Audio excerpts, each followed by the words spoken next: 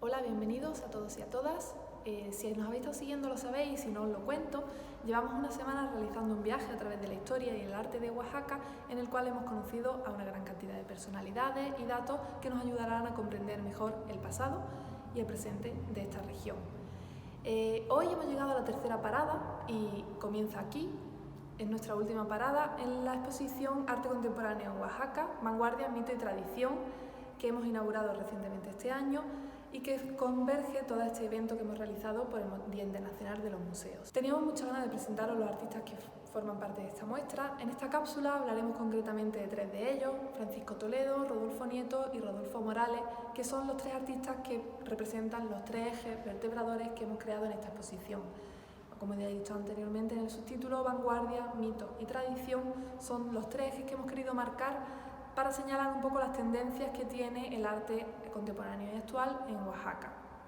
Estos tres artistas no han sido elegidos al azar, ellos representan en esta región, los primeros que comenzaron a realizar este tipo de manifestaciones más ligadas, como hemos dicho, a estas tres líneas temáticas, que al mismo tiempo nos servirán para romper la propia categorización.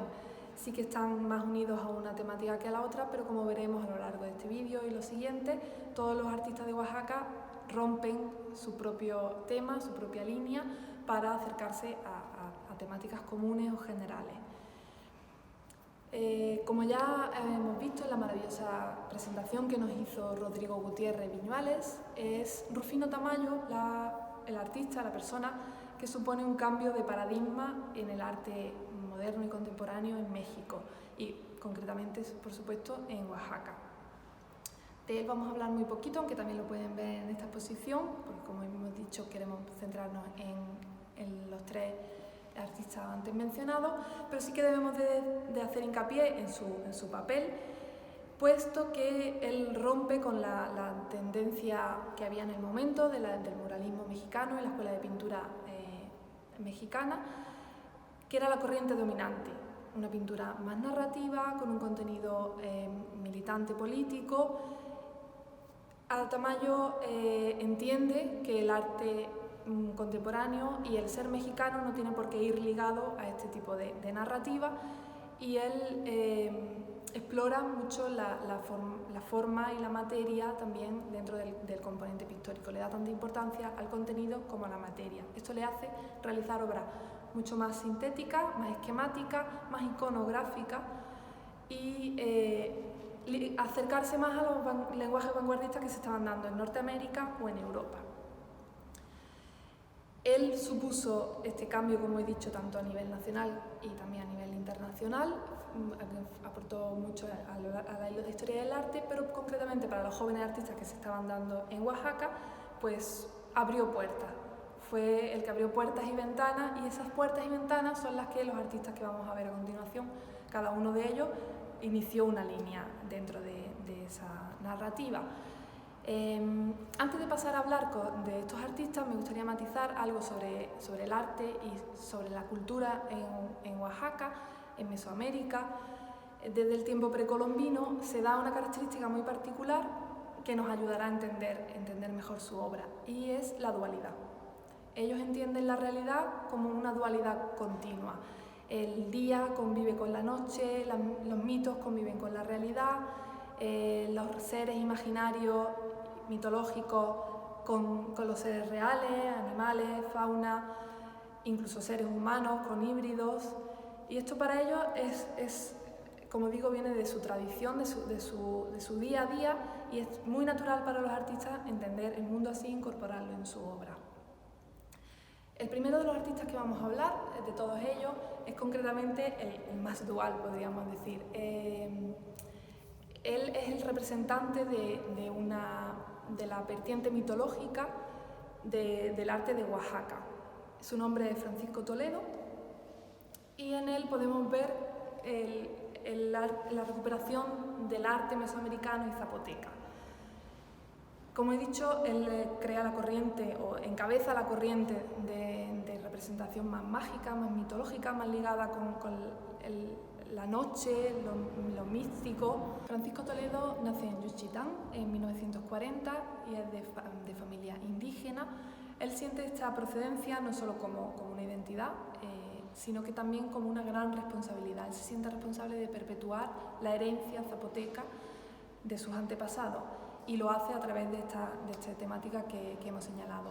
Evidentemente, dentro de nuestra muestra se encuentra en la parte del mito y de la magia. Toledo crea un universo propio con seres fantásticos basados también en la mitología, otros inventados, seres reales, gran importancia de la fauna y la flora local, y muy característico de él también serán los seres semihumanos, híbridos, que a veces pueden ser un humano medio animal y otras veces tienen más características de animal y apenas distinguimos al humano.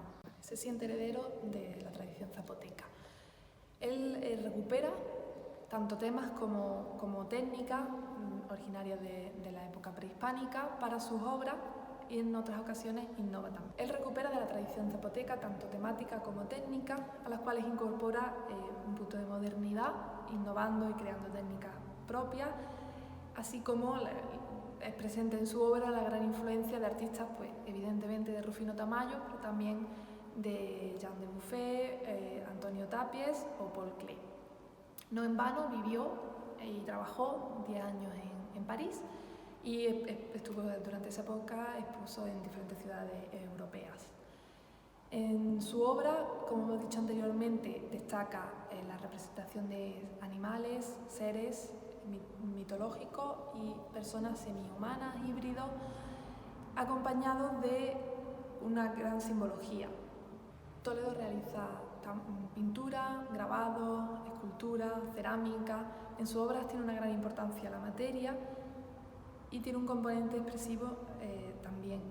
En ellas podemos incluso sentir, oler la tierra, el aire, sentir la sensación del insecto que te rodea, que te va recorriendo.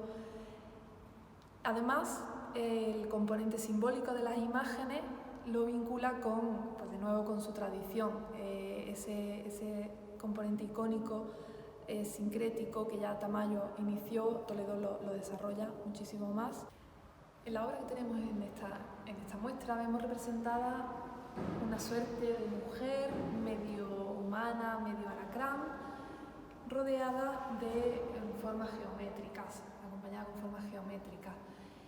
Como hemos dicho antes, la simbología está impregna la obra y en esta ocasión, como también he mencionado antes, la dualidad marca el contenido. No podemos decir que haya una sola lectura o interpretación de la obra.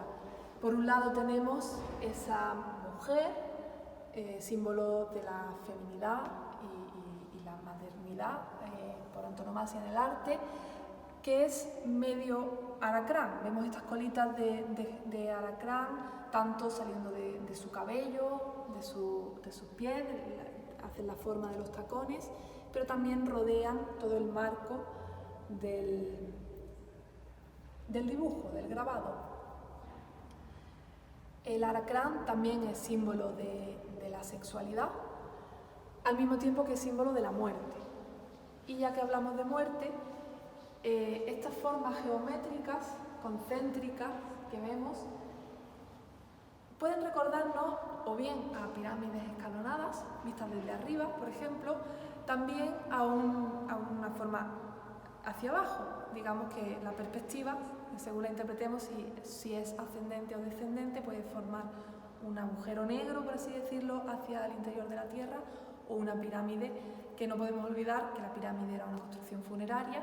Y bueno, de alguna manera también, si es un agujero negro hacia el interior de la Tierra, también estamos sumergiéndonos en ese mundo subterráneo con connotaciones de mortalidad también.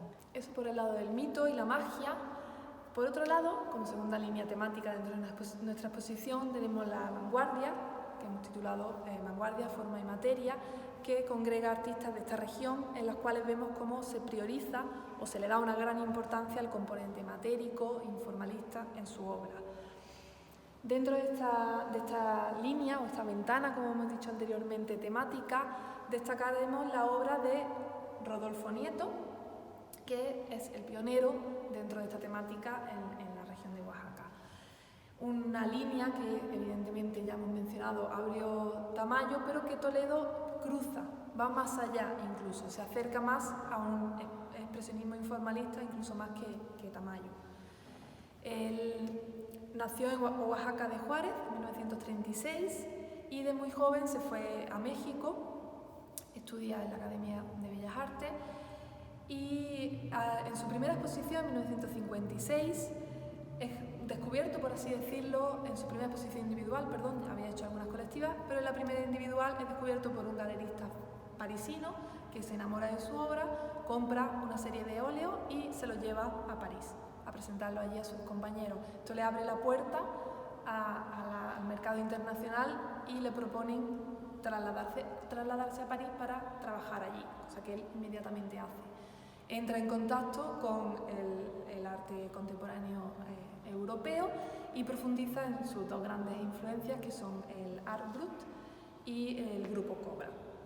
Allí también realiza muchos grabados en los talleres parisinos, que es una técnica que desarrolla, como he dicho también, con un componente muy importante dentro de la obra, de la materia, incluyendo haciendo medio grabados, colas, asamblas con objetos encontrados.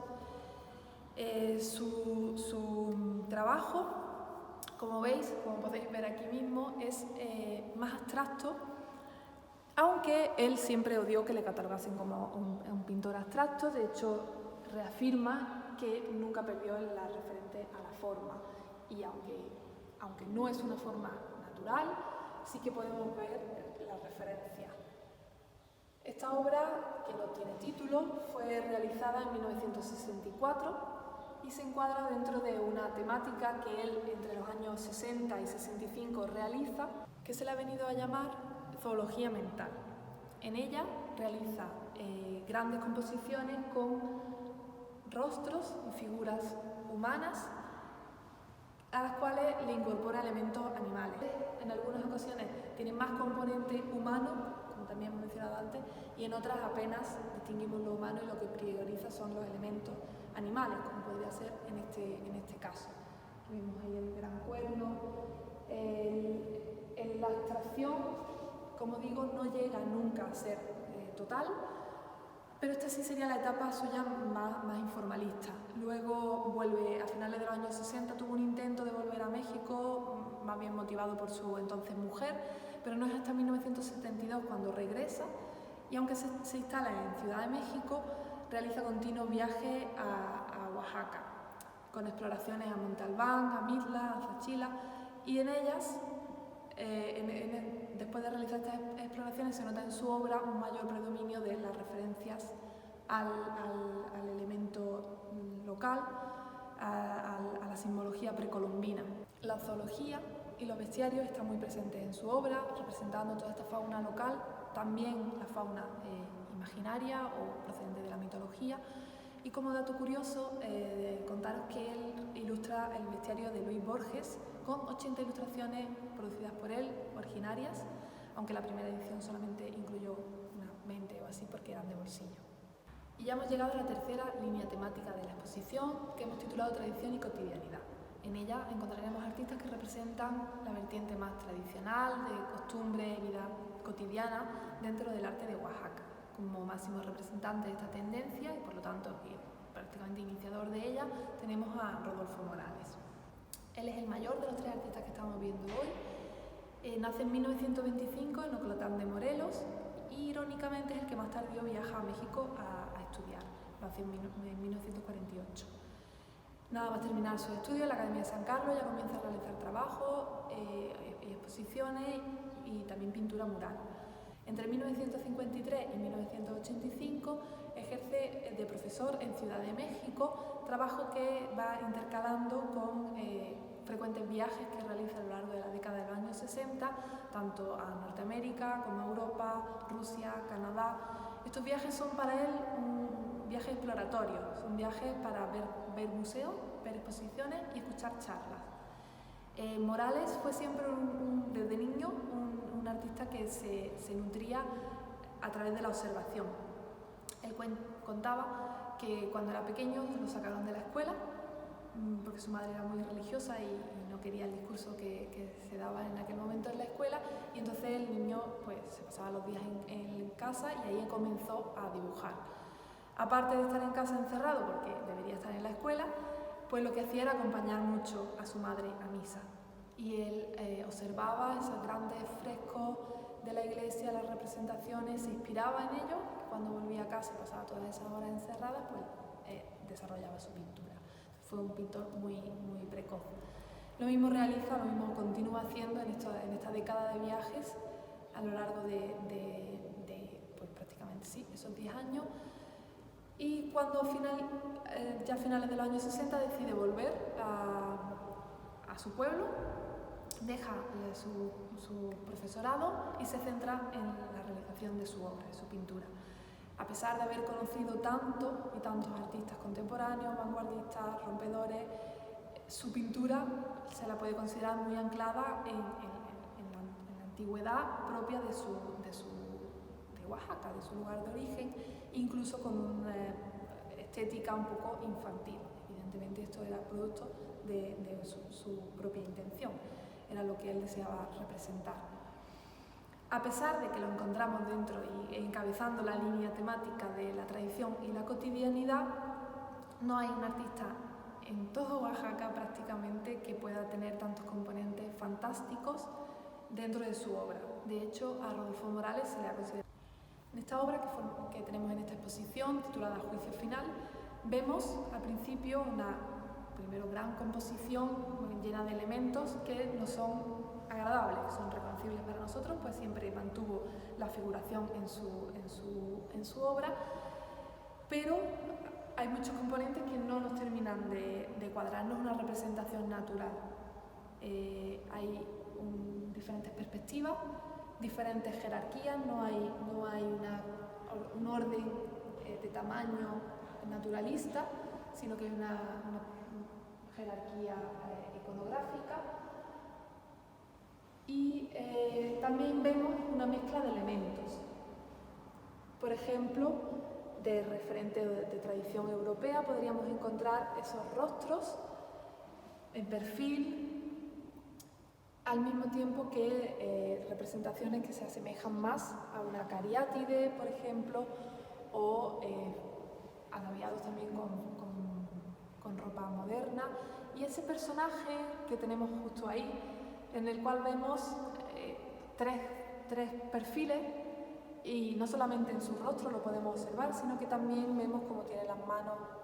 Ahí vemos el rostro con los 3 perfiles, uno frontal, 2 laterales. Estoy segura que al otro lado del lienzo tiene el cuarto, como la tridimensionalidad de la obra.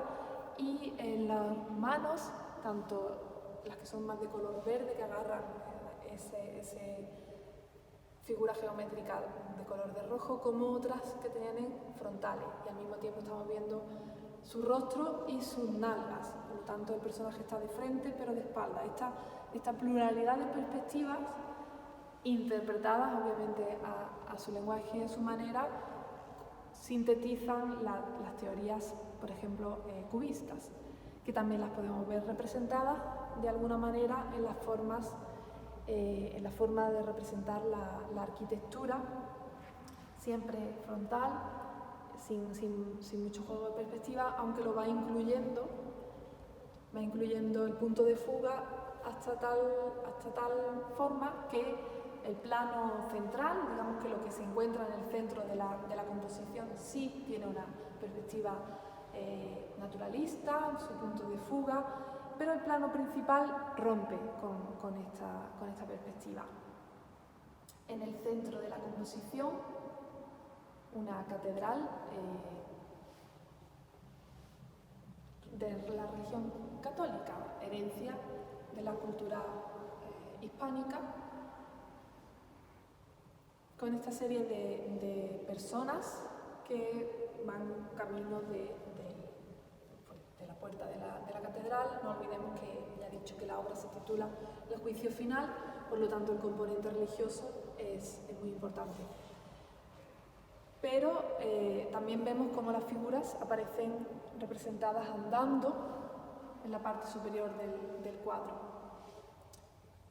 Evidentemente, ya hay un elemento ahí fantástico que no sería propio de una obra que podríamos decir de tradición y popularidad, no es folclore, pero sí de alguna manera representa la identidad tradicional de ellos mismos. Con esto contrasta enormemente, por ejemplo, el rostro de esta gran figura, y hago hincapié en lo de gran figura, con un hieratismo y unas faces que nos recuerdan a las culturas precolombinas. Esta figura prácticamente orquesta la composición y distribuye el espacio, distribuye la atención. Es de mencionar y hacer hincapié ese doble plano que parece que estuviésemos viendo dos obras diferentes. Si volvemos a acercarnos un poquito más esos serían los elementos que vemos de manera general. Si nos volvemos a acercar a la obra, podemos todavía aún más encontrar nuevos elementos extraños que nos producen extrañeza dentro de la obra, como esa gran mano que sujeta un telón y de la cual también sale un hilo. No corresponde, el tamaño no corresponde con la figura que hay justo debajo de ella, que sostiene ese hilo, y el hilo al mismo tiempo desciende por el marco del cuadro y se convierte en este lazo que agarra el brazo o los brazos de la mujer para acabar en la otra esquina de la obra. Ese gran mantel o zolería que tenemos dispuesto al inicio del primer plano, en la parte inferior de la obra, y esa figura también acostada sobre estos rectángulos de colores, igual sin corresponder con el tamaño de las figuras que tienen debajo, nos pueden recordar bien, de nuevo, a que hay muchos diferentes planos, por lo tanto la diferencia de tamaño correspondería a eso, o bien a una estructura jerárquica. También esta obra es particular porque cada vez que te acercas a ella descubres un elemento nuevo. Por ejemplo, esa nube que cubre el cielo de Oaxaca, vemos que tiene un origen en la mano del artista, del personaje, que bien podría recordarnos a un cigarro. Si volvemos a alejarnos y vemos la obra con una perspectiva global, habiendo analizado ya todos estos pequeños detalles, estoy segura de que no la volveremos a ver con los mismos ojos. Pero no quiero desvelar nada más, porque, como he dicho, cada vez que nos acercamos tanto a la obra de Morales como cada uno de los artistas de Oaxaca, descubrimos algo nuevo. Son obras muy ricas y la simbología en dual. Por un lado, toda la cosmovisión y la referencia a la tradición precolombina, por otro lado, toda esa herencia europea de la conquista con la cual ellos conviven con las dos partes, y evidentemente en su obra forma parte también esa dualidad. Os invitamos a que vengáis a verla presencialmente aquí al museo, y si no, podéis uniros a nuestro directo de Instagram, en el cual realizaremos una visita personalizada. Si queréis saber más sobre nuestra historia, síguenos en nuestras redes sociales o visita nuestra página web, en la cual encontraréis toda la información y todo el contenido que venimos viendo.